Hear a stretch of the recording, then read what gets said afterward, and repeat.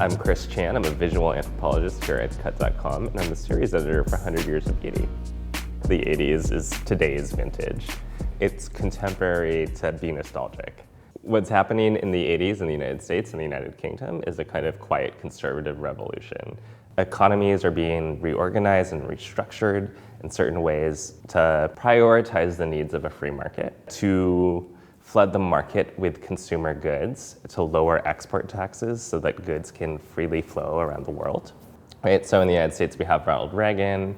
In the United Kingdom, we have Margaret Thatcher, who are inaugurating a suite of economic and political changes. Will slowly transform the way that we relate to consumer products, but also the uninterrupted flow of images that circulate around the world. We have a punk in East Berlin who, against the law and under the surveillance of the Stasi or the secret police, continue to dress up in their goth makeup and their crazy hair suspended together with egg whites. We have a Wall Street investment banker. We have a woman in the Iranian Revolution who now has to wear a full niqab. Wherever you are in the world, I think you could say that all of these different looks are different reactions or responses to this emerging political and economic regime that we see take hold in the 80s. So one way that people have read the fashion and the stylings of the 80s is as a kind of mirror, a consumptive practice that shows how we ourselves are navigating the complexly shifting terrain of the politics and cultural projects during the 80s. At the same time, it's our way of solidifying and communicating to the world who we are.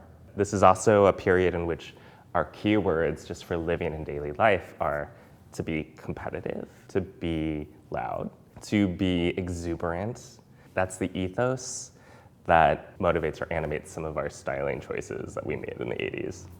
I don't think it's a stretch to say that transgenerationally, that people who grew up during some of the darkest, coldest times in human history would have children that desired, consciously or not, color and vibrancy, vividness, expression, loudness, vulgarity, right? So all of those ideals have their histories and genealogies in generations that came before it. You can call the 80s ugly if you want. I'm a child of the 80s myself, so I don't really take it personally, but I think we should be careful about making value judgments about the styles that people wore in the 80s without knowing full well how people will evaluate us 20 years or 30 years later, right? I think there's a real possibility and likely probability that styles go in and out of vogue and that ours will soon go out of vogue.